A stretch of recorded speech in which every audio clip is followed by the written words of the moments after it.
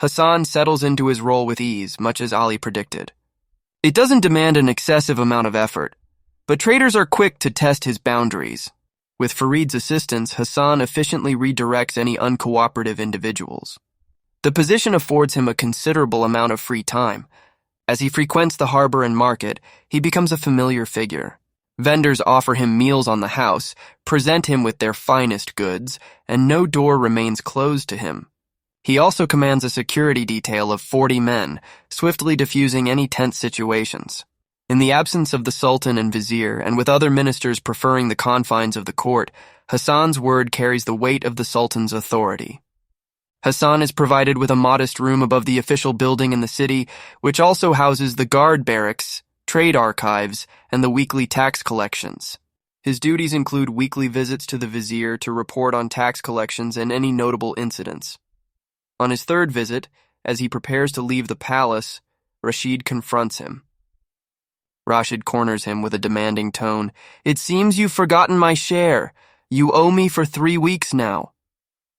Hassan, feigning regret, responds, "My apologies, I'm still getting used to counting goats. Quite a challenging task. Maybe I'll have it sorted by next week." Rashid's frustration is evident. "Don't take me for a fool, village boy. I want what's owed to me now or you'll regret it. I swear by Allah." Hassan remains unfazed. "As I said, perhaps next week." With that, he turns and strides towards the city, leaving a seething Rashid behind. On the next visit to the Vizier, while writing a letter, he addresses a contentious matter. "I've been informed of a recent altercation between you and Rashid. You're aware of the rules. You owe him his share of the bribes." "Yes, Your Eminence," Hassan replies, "but respect sometimes must be tough." The Vizier nods, weighing his response. "For now, I'll overlook this incident. I prefer not to intervene in quarrels between my assistants. However, I understand your position." He fixes his gaze on Hassan, a hint of sternness in his tone.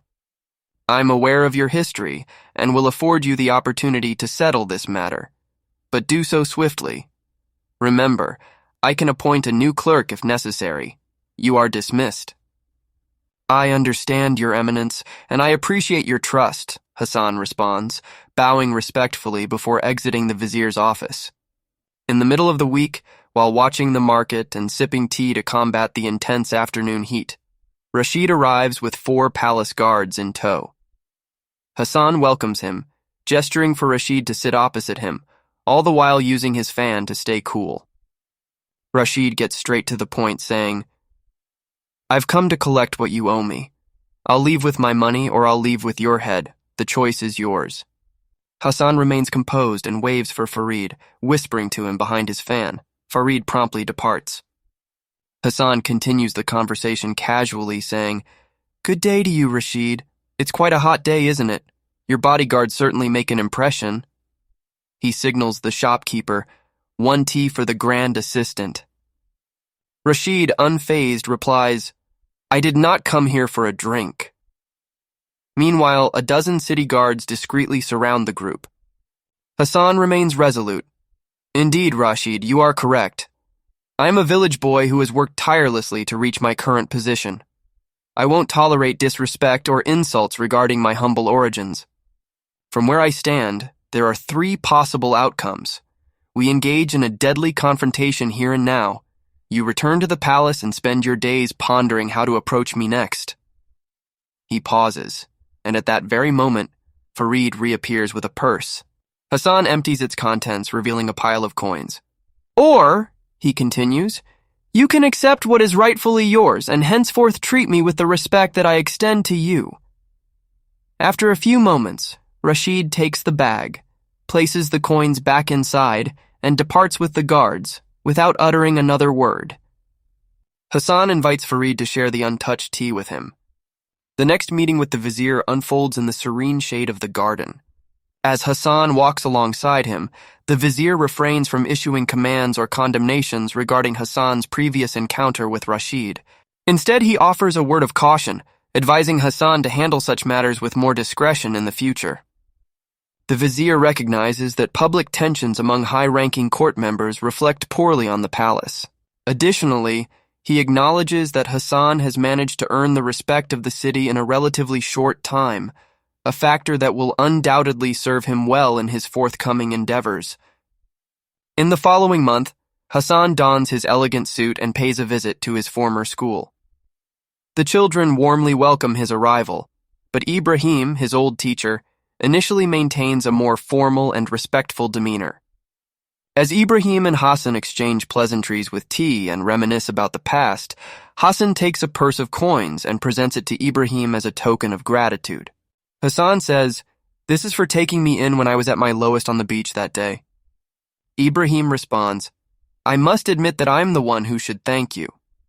Since you've become the Grand Clerk and the palace's financial support has doubled, parents have been enrolling their children in our school."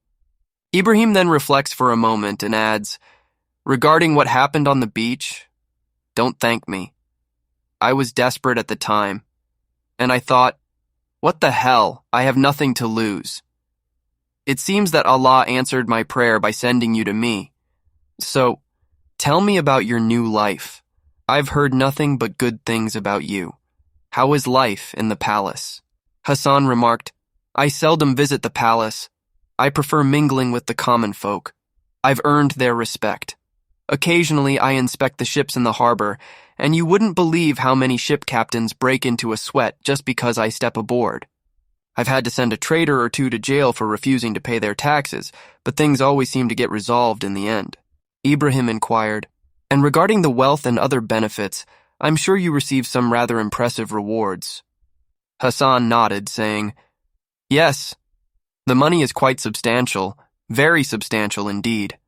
I receive magnificent gifts when I'm willing to turn a blind eye to minor infractions." As he spoke, he drew a knife with an exquisite ivory handle, showcasing it as an example. Handling matters related to slavery has its perks too. I no longer spend my nights alone. They both shared a hearty laugh while sipping their tea. Of course, there are times when I must pass judgment on crimes directly tied to my duties. Just 2 days ago, we caught a thief inside our storage area. Merchants pay bribes to ensure the security of their goods. This man is undoubtedly going to lose a hand. 4 months later, Hassan encountered his first challenge as Grand Clerk. On the surface, the case appeared straightforward. A merchant had lodged a complaint, alleging that a tradesman had deceived him by adulterating ivory with weighted stones for illicit gains. Hassan summoned both the tradesman and the merchant to the main square for a public review of the case, a spectacle that inevitably drew a crowd whenever the Grand Clerk was involved. To Hassan's astonishment, the accused tradesman turned out to be none other than Yusef, the man who had brought him to Kilwa. Farid, the guard, addressed Yusef sternly, saying, "Yusef bin Mustafa, you stand accused of defrauding a fellow merchant by adulterating ivory with stones to increase your profits." Upon recognizing Mavuto, Yusef pleaded, "Please, Mavuto, it's me, your friend Yusef. I rescued you from your village. I did it for my family as our business was struggling. I promise to make amends." Farid signaled to the guard to silence Yusef, using a gentle but firm tap on his back. He then whispered to Hassan, "The case is clear. He is guilty. You must render judgment."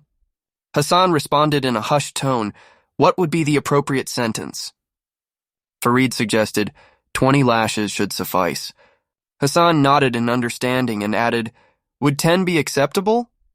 Farid agreed, saying, "That will be acceptable." Clearing his throat, Hassan pronounced, "I condemn you to fully reimburse the money obtained from this fraudulent transaction, plus an additional 20%. You shall also pay an extra 20% to the Sultan. In addition to this financial penalty, you are sentenced to receive 10 lashes in the public square, to be carried out immediately."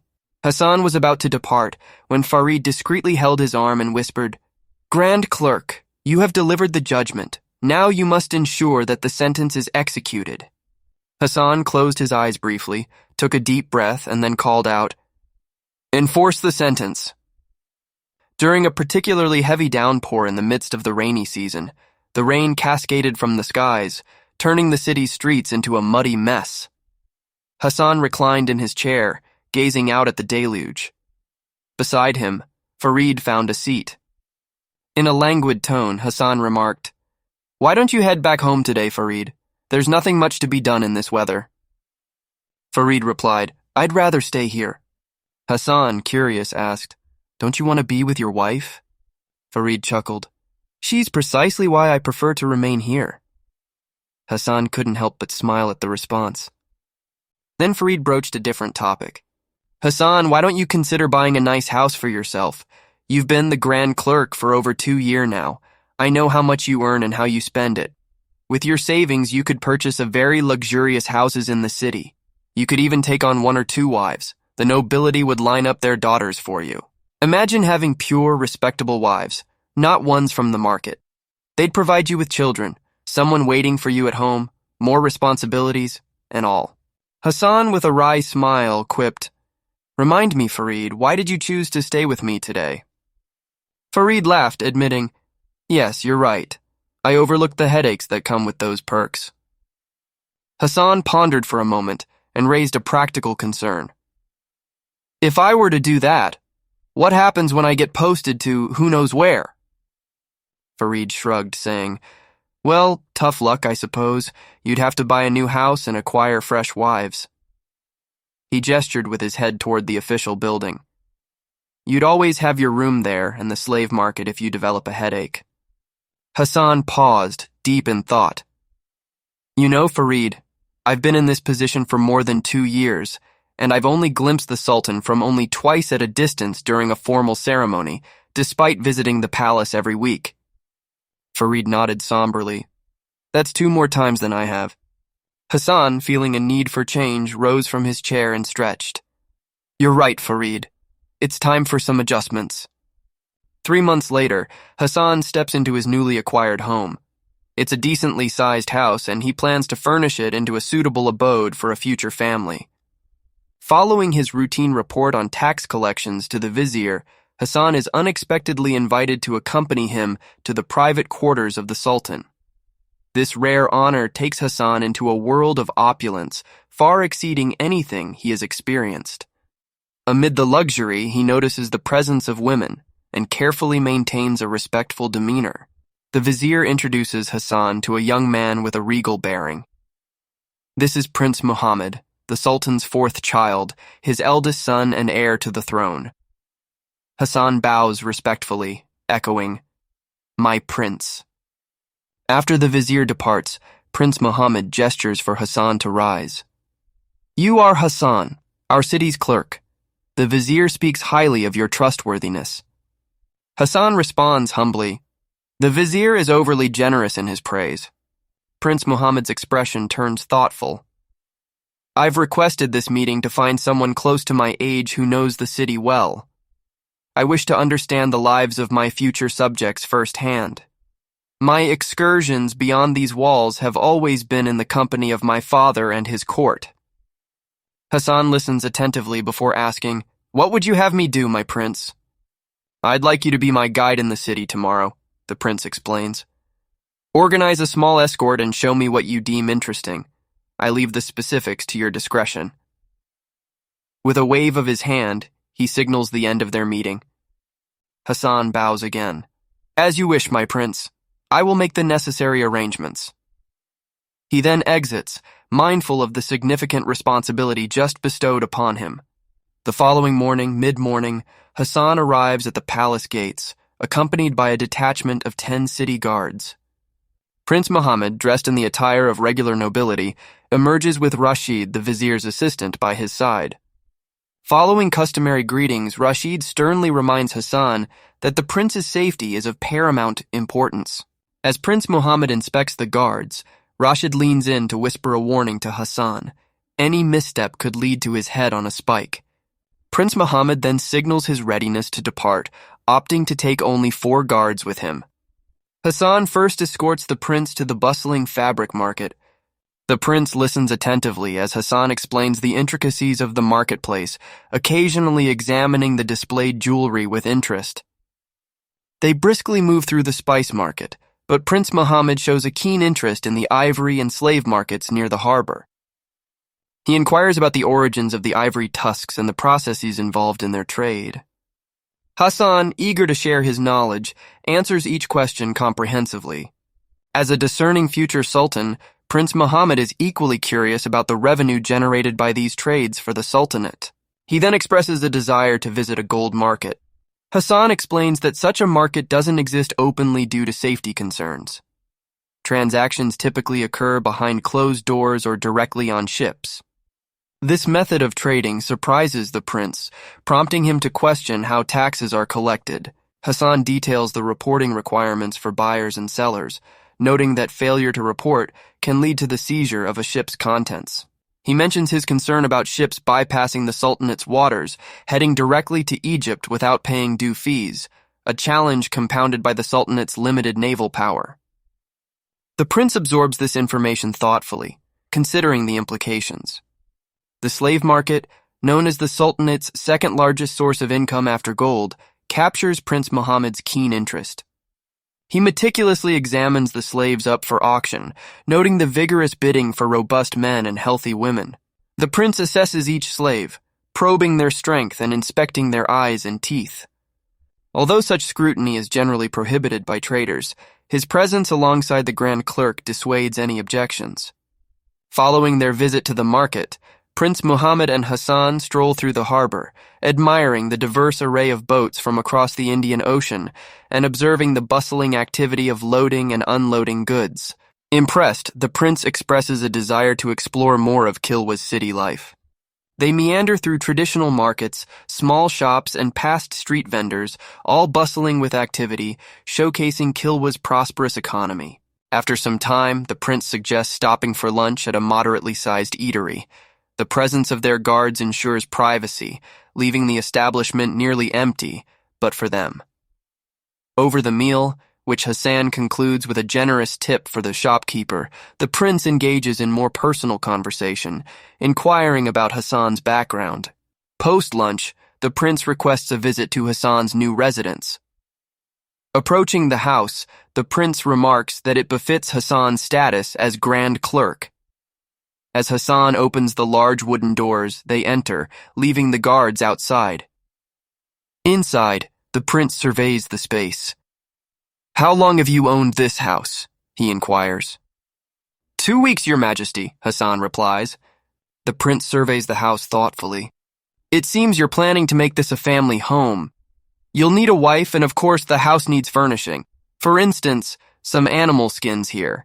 He gestures to the floor of the main room. "And large, soft cushions in that corner. The walls could use carpets, and a table with chairs over here. Perhaps even some weapons displayed for a touch of strength." He moves towards the indoor garden. 2 chairs and a tea table would be perfect here, and the flower beds could use the attention of a skilled gardener. After offering suggestions on every aspect of the house, the prince concludes, "A well-decorated home reflects your wealth, essential in attracting a suitable bride." Hassan responds, a note of humility in his voice. "Your Majesty, I'm not of noble birth. I serve the Sultan, and my means are limited.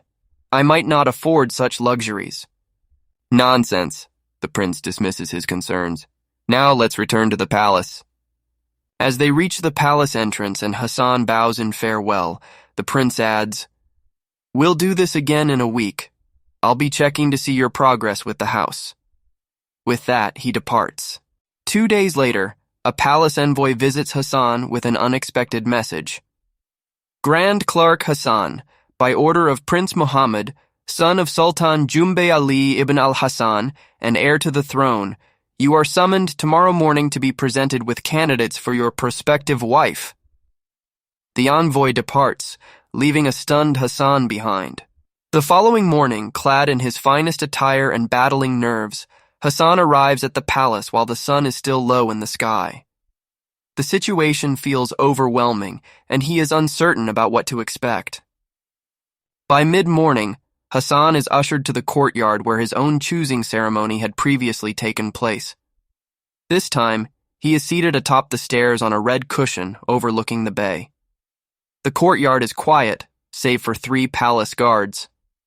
Prince Muhammad soon arrives, accompanied by a few court members and servants. Hassan stands and bows respectfully as the prince takes a seat beside him. Refreshments are offered to Hassan as the prince addresses him. "Today, my friend, you will choose your future wife." With a clap of his hands, the prince signals the beginning of the procession. One by one, nobles enter the courtyard, each introducing their daughters. The herald announces each woman's name, title, father's role, and her age. Throughout, Prince Muhammad openly comments on their appearances and, at times, expresses a personal interest in getting to know some of them better. Some nobles present up to 4 daughters. Once all the nobles and their daughters are assembled in the courtyard, the prince leans in and whispers to Hassan, "The nobles rarely bring their daughters to court nowadays, due to my previous encounters with some. However, these candidates are still of high value, and I have ensured they are all pure for this occasion. Now, it's your turn to meet them." Hassan takes his time, moving from one potential bride to another, engaging each in brief conversation. After about 20 minutes, he returns to his seat beside the prince. "Have you made a selection?" Prince Muhammad inquires. Hassan hesitates. "Not yet, Your Eminence. This is quite sudden for me. I need more time to decide." "Have you at least narrowed down your choices?" the prince asks. Hassan nods. Yes, 4 of them seem promising. The prince's gaze shifts to one of the women. "Does the tall one there make your short list?" When Hassan shakes his head, the prince discreetly signals the herald and murmurs something in his ear. "Well, in that case, I shall reserve her for my dessert this evening," he declares casually. As the prince stands to leave, Hassan rises out of respect. "Remember, we meet again in 3 days. Have your house in order by then, and take the opportunity to speak more with the women you've selected," the prince instructs before departing, leaving Hassan to bow in acknowledgement. On the appointed day, Hassan waits outside the palace with 4 guards. Prince Muhammad arrives briskly, offering only a brief acknowledgement to Hassan. "We're heading to the slave market." His pace is swift, signaling urgency. At the market, the prince's interest gravitates noticeably towards the female slaves. After scrutinizing various individuals, he gestures towards 2 women. "Arrange for their company today," he instructs Hassan. Hassan, seeking clarification, asks, "Would you like me to purchase them for you, Your Highness?" "No, just for the day. Proceed," the prince responds tersely. Hassan efficiently negotiates with the traders, utilizing his familiarity with such transactions. The prince then directs, "Now, to your house. I trust it's prepared." Hassan is momentarily taken aback by this unexpected turn, but manages to maintain his composure. Once inside Hassan's house, the prince appears mostly satisfied with the arrangements. He positions the 2 women at the center of the room, explaining, "Since I took many women, they're reluctant to come to the palace, and my father disapproves of my numerous companionship." He circles the women contemplatively. "Those who remain at the palace are either family, belong to my father, or too old for my liking. I like my age or younger." He scans the room. "Go get us drinks and some food while I entertain those little ones. Also, get some clean water." Hassan exits the house, instructing a guard to fetch a basin of water, and then heads to the market to acquire the necessary items. As the sun begins to set, the sound of water being used in the next room reaches Hassan's ears. Shortly after, Prince Muhammad emerges from the main room and informs Hassan that he's returning to the palace. Hassan cautiously peeks into the room and finds the 2 women lying naked on the cushions. Stepping outside, he instructs a guard to ensure the women are cared for, cleaned up, and returned to the market. He then accompanies the prince, along with the remaining guards, back to the palace. Upon reaching the palace, Prince Muhammad addresses Hassan. "Prepare for a similar arrangement next week. Ensure everything is in order and more suitable." As he says this, he casually tosses a small purse to Hassan, who is in the midst of bowing. The prince then strides into the palace. Opening the purse, Hassan is taken aback to find 10 gold coins inside, a substantial sum. Later, at the barracks with the 4 guards, Hassan discreetly hands each guard 3 silver coins. He firmly insists that they maintain silence about the day's events, emphasizing the importance of keeping what happened a secret. Hassan, amidst his growing responsibilities, takes time to visit the noble families who introduced their daughters during the marriage selection process. Despite the disinterest from some families, Hassan remains focused on Aisha, a young woman whose mixed heritage from a high-ranking Mogadishu mother gives her a distinctive appearance. However, he keeps his feelings for her to himself for now. For Prince Muhammad's next visit, Hassan meticulously prepares, ensuring everything is in order. The day unfolds similarly to their previous encounters. In the morning, they hastily visit the slave market, selecting women as per the prince's preferences. By sunset, the prince departs for the palace. The women are discreetly returned to the market. Hassan, fulfilling his duties, receives payment from the prince and, in turn, compensates the guards, ensuring their silence about the day's proceedings. The 4th visit from the prince marks a change. He expresses particular satisfaction with one of the slave women and instructs Hassan to purchase her for his home. The prince's directive is clear. The woman is to remain untouched by anyone else. In his personal life, Hassan has now formally proposed to Aisha, adhering to the traditional custom of seeking her hand in marriage. Her father, recognizing Hassan's connections, requests a reasonable dowry, aware of the potential benefits this alliance could bring. A shift occurs during a subsequent visit to the slave market. The prince, unsatisfied with the usual selection, expresses a desire for younger women. Hassan, though initially hesitant, informs the prince of a location where such specific demands can be fulfilled, albeit at a high cost. The prince, undeterred by the expense, insists on proceeding. Hassan, leveraging his position, takes the prince to a discreet location, not widely known but home to about 20 young girls, highly valued in the trade. The prince's selection of a 14-year-old girl at the slave market left Hassan feeling uneasy. Her cost, significantly higher than the usual, demanded an upfront payment of 6 gold coins, a sum Hassan could not negotiate down. By day's end, Hassan, paid 5 gold coins by the prince, now finds himself in the uneasy position of having 2 slave women in his home, intensifying his moral dilemma. In a departure from routine, the following week the prince bypassed the market, heading straight to Hassan's house. Upon escorting the prince back to the palace, Hassan shares his plans to marry Aisha. The prince's reaction is indifferent. Later, during a walk back to the palace, the prince requested Hassan to visit him on the next day. As requested, Hassan presented himself for the appointment.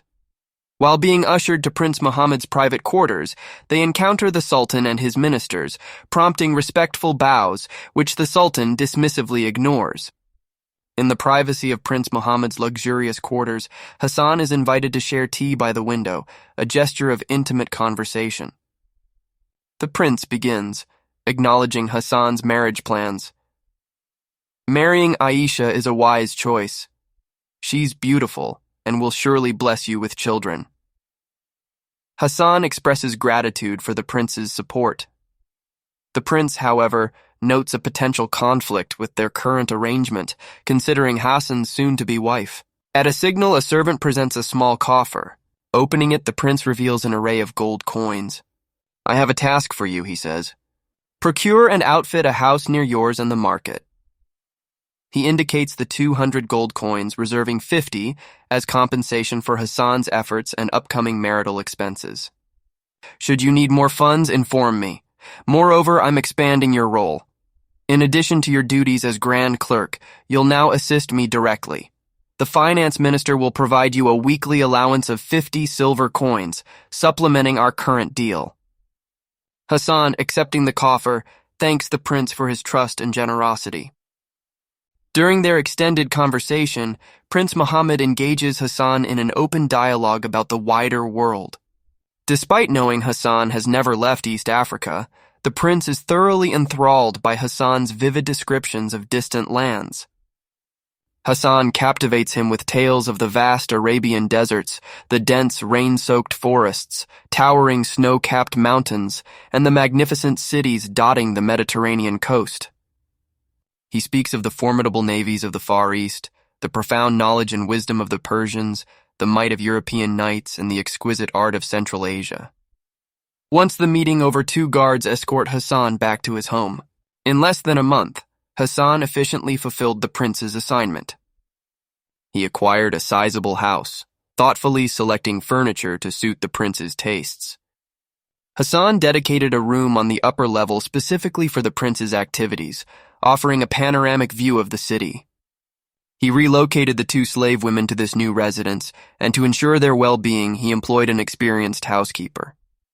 Hassan paid special attention to the layout of the house, arranging enough rooms to provide each woman with a private space, plus additional rooms for future needs. Collaborating with the housekeeper, he also procured an assortment of clothing and accessories. This was done with the intention of ensuring that the women could present themselves elegantly, befitting the expectations of their master. During his initial visit, the prince was thoroughly impressed by Hassan's work and didn't hesitate to lavish praise upon him. The following week, the prince returned to the slave market with a clear intent to expand his collection of slave women, now that he had the necessary accommodations. On this occasion, he selected 2 valuable items to enrich his collection, both of which he promptly indulged in on the same day. Hassan's unwavering dedication bore fruit as he received a substantial reward of 20 gold coins, a gesture meant to encourage and sustain his ongoing efforts to enhance what had now become the prince's secondary residence. The frequency of the prince's visits to his city abode steadily increased from once a week to 2, 3, and sometimes even 4 times. Hassan's responsibilities became increasingly focused on catering to the prince's needs rather than those of the city. Recognizing Farid's remarkable competence in handling the business, Hassan generously doubled his monthly compensation. As Hassan's wedding day approached, he made practical preparations by hiring a housekeeper and acquiring a slave woman to facilitate the transition for his future wife's arrival. Given Hassan's lack of family in Kilwa and his limited availability due to his duties, an agreement was reached wherein the bride's family would oversee the wedding arrangements, with Hassan generously shouldering all associated expenses. However, Hassan couldn't help but notice the bride's mother's tendency to overspend on the wedding arrangements, despite his preference for a more modest affair. Just days before the wedding, Rashid, the vizier's assistant, approached Hassan during his lunch in the city. "It's common knowledge at court that you have some dealings with the prince, and I wish to be included. As you're aware, the customary rule is that I receive half of your earnings," Rashid asserted. Not in the mood for such discussions, Hassan tersely replied, "Very well. Approach the prince directly for inclusion. I now answer to His Majesty. Furthermore, I don't recall you voluntarily sharing half of the proceeds from arranging private meetings between dignitaries and the vizier." With that, Hassan departed, a palpable sense of contempt in the air. The wedding day arrived, marking a new chapter in Hassan's life. The ceremony was exquisite, with Hassan's bride radiating as the highlight of the occasion. Her beauty and grace captivated the attendees, and her radiance was the talk of Kilwa. The absence of Hassan's family members raised some eyebrows, but it also led to a realization among the guests. Hassan, once a simple boy from the savannah, had risen remarkably within the Sultanate in a mere 5 years. This sparked speculations about his potential for even greater achievements. As a newly married man, Hassan embraced his role with joy, especially with the news of his wife's pregnancy bringing him immense happiness. However, this joy was tempered by a complicated development at his residence. One of the slave women belonging to Prince Muhammad was also expecting. The housekeeper's warning prompted Hassan to seek confirmation from a physician. The responsibility of conveying this delicate news to the prince weighed heavily on Hassan. He was unsure of the prince's reaction and feared the worst, knowing that a slave woman's fate could easily be dismissed. When the moment came to share the news with the prince, Hassan observed his usual composed demeanor. The prince, after hearing of the woman's condition, nonchalantly instructed her to return to her room. The calmness with which he handled the situation surprised Hassan. As was customary, Hassan accompanied the prince back to the palace. Their shared age and experiences allowed for a unique connection, offering Hassan both relief and trepidation. On one hand, the prince entrusted Hassan with the care of the expectant woman, deepening their bond. On the other hand, this trust placed Hassan in a precarious position, privy to the prince's most intimate secrets. This opened a new door in his mind. In the ensuing weeks, Prince Muhammad's indulgences continued, marked by the acquisition of a new 15-year-old girl.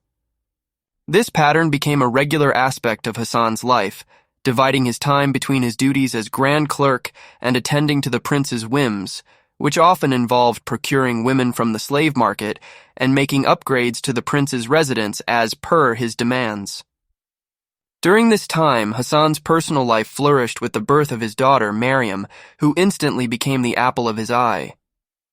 He found himself increasingly trying to balance his time, yearning to be with his growing family while still fulfilling his obligations to the prince. However, this delicate balance was challenged when the prince joyfully welcomed the birth of his own son, a child born of one of the slave women and one who would never gain official recognition from the prince as his heir. In a typical display of his power, the prince marked this occasion by purchasing yet a 14-year-old girl. This latest purchase struck a chord in Hassan.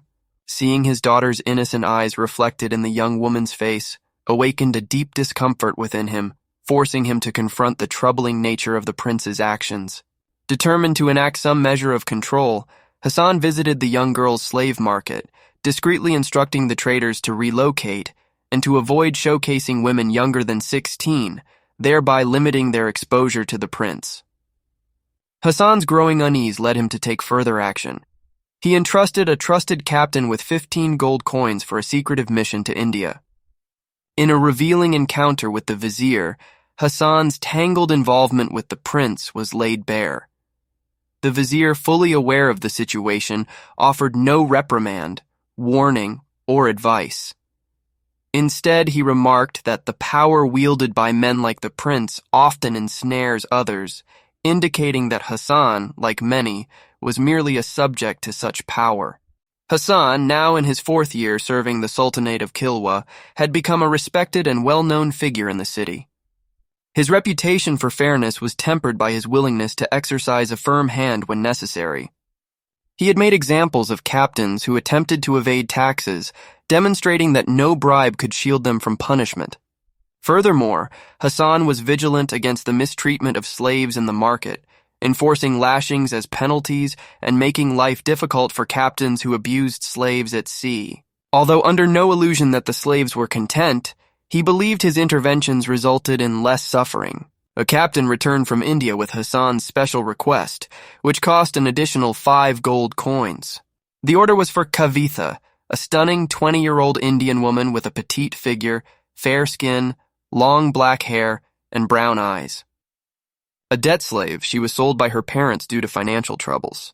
Kavitha didn't speak Arabic, but language wasn't a barrier. Hassan communicated with her in Tamil, explaining her role in his household. 2 days later, when Prince Muhammad expressed a desire to visit the slave market, inclement weather provided Hassan an opportunity to divert the prince directly to his residence instead. There, the prince was introduced to Kavitha, adorned in her traditional Indian attire. Enthralled by her beauty, the prince spent an extended time in her company and later expressed his immense gratitude to Hassan, gifting him 50 gold coins. Then Kavitha gifted the prince a daughter 10 months later. With 7 women now serving him, and both a son and a daughter of his lineage, the prince was content with his situation, though he lamented the journey between the palace and the residence. Hassan, for his part, took pride in having created a stable and secure environment for the prince's pursuits. In the serene setting of the flower garden, an unusual meeting took place between Hassan and the vizier, a deviation from the vizier's typically busy schedule. The vizier inquired, "How are the various businesses faring?" Hassan replied, "All is proceeding as planned.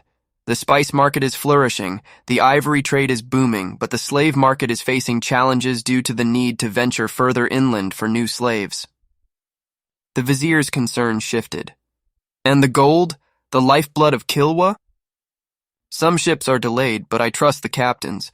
They're bound to arrive as promised," Hassan assured.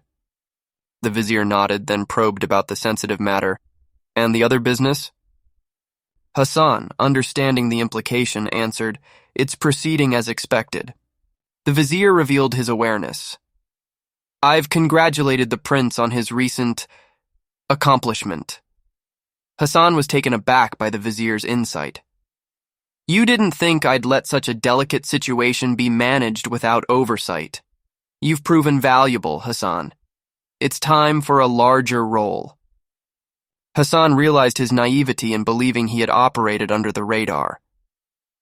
"The choosing ceremony is approaching," the vizier continued, "and we need to discuss your future placement." "Where am I needed?" Hassan inquired, sensing a shift in his life's trajectory. "You may ask," the vizier began, "as that's why we're here. I handle the appointments for the Sultanate, but in your case there's a specific directive. Though the Sultan is healthy, the prince would prefer you as the next vizier. Therefore, I've created a position for you, consultant to the Grand Vizier. I have no illusions about my own future replacement. This role will be yours if you accept, preparing you for what lies ahead."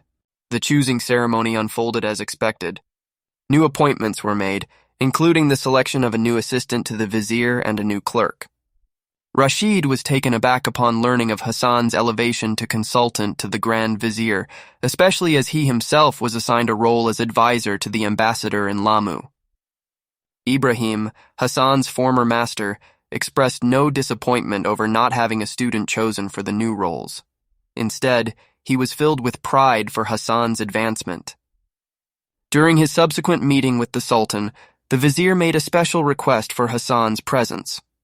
As the meeting progressed, focused primarily on current affairs, the Sultan took a moment to acknowledge Hassan's recent appointment. With a tone of approbation, the Sultan congratulated Hassan on his new role within the court, expressing that the vizier had placed significant trust and expectations in him. Hassan briefed his successor on the responsibilities of the Grand Clerk, ensuring a smooth transition. Meanwhile, the Grand Vizier outlined Hassan's expanded duties, continuing to serve the prince, overseeing Kilwa's interests on the island, and expanding his scope to include political and strategic elements, while the vizier focused on international affairs and financial matters. Essentially, Hassan's role remained similar, but with significantly increased authority and scope. As a testament to his new status, he would now earn a salary equivalent to a minister's, 8 gold coins a week. The first year of Hassan's new role felt like an extension of his previous responsibilities, but with broader implications and a deeper involvement in both financial and political affairs. He took steps to tighten control over the slave market, ensuring fairer practices. One notable incident occurred when Farid, sensing negligence from the new Grand Clerk, approached Hassan on the streets. After multiple warnings went unheeded, Hassan permitted Farid to assume the clerk's responsibilities temporarily, allowing him to retain 4 days' worth of bribes as compensation. The lack of attention from the current clerk, preoccupied with personal indulgences, resulted in him not even noticing the dip in his income. That year was also significant on a personal level for Hassan, who welcomed a son into his family. In a parallel development, the prince fathered a daughter with one of the younger slaves. One day at the palace, the vizier was summoned by the Sultan. As had become customary, Hassan accompanied him to the meeting, a sign of his growing importance. Prince Muhammad was also present, standing beside his father. Without preamble, the Sultan announced his decision for Prince Muhammad to marry, charging the vizier with compiling a list of suitable brides to strengthen strategic alliances. The prince, maintaining a composed facade, subtly revealed his disapproval to Hassan, who was adept at reading his expressions. In the following days, the vizier, his ministers, and Hassan diligently worked on crafting a list of potential suitors. They gave lower priority to regions where the Sultan's oldest daughters were already allied through marriage. The list included prominent sultanates such as Pemba, Lamu, Mombasa, Mogadishu, and notably Zanzibar. After presenting it to the Sultan, it received his approval. Privately, the vizier entrusted Hassan with the responsibility of interviewing these potential suitors and reporting his findings. He hinted that Hassan's close relationship with the prince could be advantageous in handling this sensitive task. Subsequently, Hassan sought out the prince in his quarters to discuss the matter. Opting for complete transparency, Hassan committed to representing the prince's best interests throughout the process. Reflecting on the upcoming mission, Hassan realized this would be his first time leaving the island in nearly 9 years. He faced a 3-month voyage, stretching from Zanzibar to Mogadishu and back, a journey of significant importance. Hassan meticulously arranged every aspect of the trip himself. Accompanied by an artist and a servant, he embarked on this critical mission, marking a pivotal moment in his career. Upon reaching Zanzibar, Hassan promptly introduced himself to the vizier, requesting an audience. Within 3 days, he was summoned for a meeting. The discussion with the vizier revolved around the implications and protocols for meeting the sultan's daughters. Subsequently, Hassan met with the sultan and his 3 daughters. The eldest, 2 years senior to Prince Muhammad, was quite attractive. The second, of the same age as the prince, seemed less likely to garner his favor, and the youngest, at 17, appeared to Hassan as a suitable match. Despite being merely an envoy, Hassan received near-equal treatment from the sultan, who acknowledged Kilwa's regional dominance and the significance of this potential matrimonial alliance. Hassan arranged for his accompanying artist to sketch portraits of the princesses and managed individual interviews with each. Offers of bribes and women were presented, but Hassan, out of loyalty to Prince Muhammad, declined. In a private conversation, the Sultan of Zanzibar proposed a lucrative reward to Hassan if he could sway the future Sultan of Kilwa to choose a Zanzibar princess. The offer even included the option for Hassan to select any of his 5 daughters, including the youngest, as an additional incentive. Gratefully acknowledging the offer, Hassan departed for Pemba a few days later. In Pemba, despite its less affluent and influential status compared to other states, Hassan found 4 beautiful princesses. However, from a strategic standpoint, an alliance with Pemba wouldn't be as advantageous.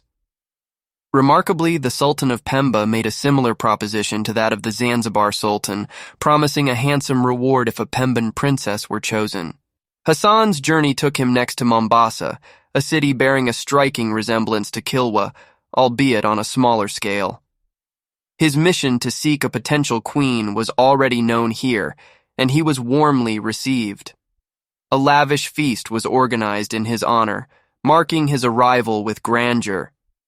During his stay, Hassan was introduced to the Sultan's 6 eligible daughters from 4 wives. Each princess was not only beautiful, but also well-educated. The process of interviewing and having the artist draw their portraits spanned 3 days. As had become customary, Hassan was promised a substantial reward for his efforts. Lamu was the next destination, serving as a stopover en route to Mogadishu, the most crucial leg of the journey.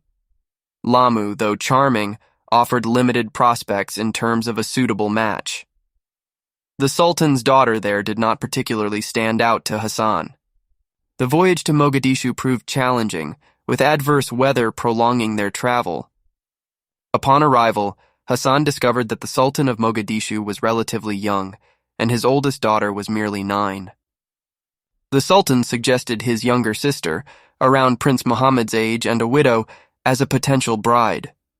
However, Hassan knew that such a match would neither satisfy the prince nor meet the expectations of Kilwa's populace. After nearly 4 months away, Hassan's return to Kilwa was a joyful reunion with his family. He wasted no time in reporting to the vizier, detailing his encounters with the 15 princesses he had interviewed. The vizier listened intently for an hour, lauding Hassan for his meticulous work and the successful completion of the mission. After being dismissed, Hassan sought the prince, only to find he wasn't in his usual quarters. Anticipating the prince's whereabouts, Hassan made his way to the residence, suspecting he would find him there. Hassan found the prince amidst his time with the slave women, but upon hearing of Hassan's return, the prince swiftly concluded his activities to warmly greet his friend. They exchanged hearty pleasantries, and Hassan eagerly shared the details of his journey, presenting the portraits of each princess. When asked for his recommendation, Hassan candidly expressed that any of the Mombasa princesses would be an excellent choice in terms of beauty, intellect, and political alliance. He also highlighted the youngest Zanzibar princess as a viable candidate, noting that an alliance with a closer city-state could strengthen ties between the two sultanates. This suggestion was particularly strategic, considering the existing marital alliance with the Sultan of Mafia, potentially extending Kilwa's influence over a vast coastal region. The prince, pondering over the information and aware of the Sultan's ultimate decision-making power, requested time to contemplate the options. After a week of deliberation and consultation, the Sultan, taking into account the advice from various quarters, decided to select a princess from Zanzibar as the future queen of Kilwa. This decision prompted an ambassador from Zanzibar to travel to Kilwa to discuss the wedding specifics. 5 months later, Kilwa hosted its grandest wedding ceremony yet. The prince set eyes on his bride for the first time on their wedding day and found himself pleasantly surprised. During the ceremony, Hassan stood beside the vizier, now recognized as the fourth most influential individual in Kilwa. The dowry and wedding expenses amounted to a staggering 4,000 gold coins, a small fortune of which 200 coins discreetly made their way into Hassan's possession. On the newly crowned Kilwa princess's 19th birthday, the union was blessed with the birth of a prince, further solidifying the political and familial ties between Kilwa and Zanzibar. For the following 6 years, Hassan steadfastly fulfilled his responsibilities in Kilwa. His days were filled with managing the prince's estate, initiating projects to enhance the lives of the citizens, safeguarding Kilwa's interests, and even successfully arranging a matrimonial alliance for the Sultan's second son. Meanwhile, his own family grew with the birth of 2 more children, bringing joy and busyness to his personal life. Time in its relentless march brought change. On a chilly morning, the Sultan breathed his last, leaving a legacy of leadership and wisdom. Kilwa mourned deeply during the funeral ceremony, but the grief was soon replaced by a sense of renewal as the people embraced their new Sultan Muhammad. Accompanied by his queen and 3 children, he symbolically stepped into the role that destiny had carved out for him. In the wake of these changes, the Grand Vizier, a man who had served with dedication, chose to step down. There was a hint of relief in his demeanor as he passed on the mantle, ready to embrace a well-earned retirement. His loyal service was honored with a substantial parting gift of 500 gold coins, a testament to his invaluable contribution to the Sultanate. During a modest yet significant ceremony, Hassan ascended to the prestigious position of Grand Vizier. In a symbolic gesture of trust and authority, he was granted the honor of representing the Sultan on the ivory throne.